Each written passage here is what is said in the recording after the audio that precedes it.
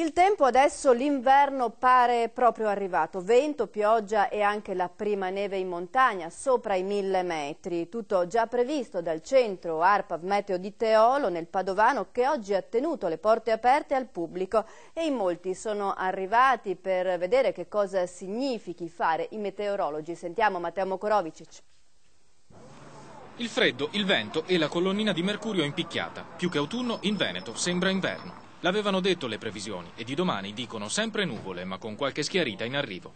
Chi si è attrezzato, chi è stato colto alla sprovvista e chi ha approfittato per capirci di più andando a Teolo, quartier generale dell'ARPAV. Porte aperte ai visitatori per vedere come si fa i meteorologi, a partire dall'analisi di oggi. Ogni 15 minuti riceviamo un'immagine con un lasco di qualche minuto.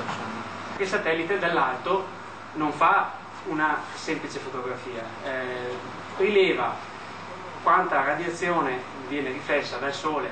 Lezioni e visite, la curiosità è di molti, soprattutto famiglie.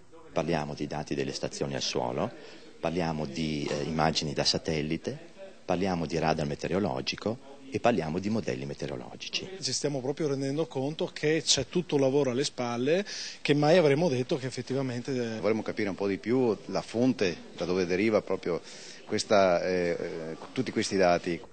In mostra gli strumenti come il pluviometro per misurare la pioggia, la spiegazione di come si fa un bollettino, compreso quello agrometeo per l'agricoltura. E un punto fondamentale, le previsioni non sono una scienza esatta. Cerchiamo di trasmettere appunto alle persone anche questo aspetto, diciamo, questo aspetto dell'incertezza.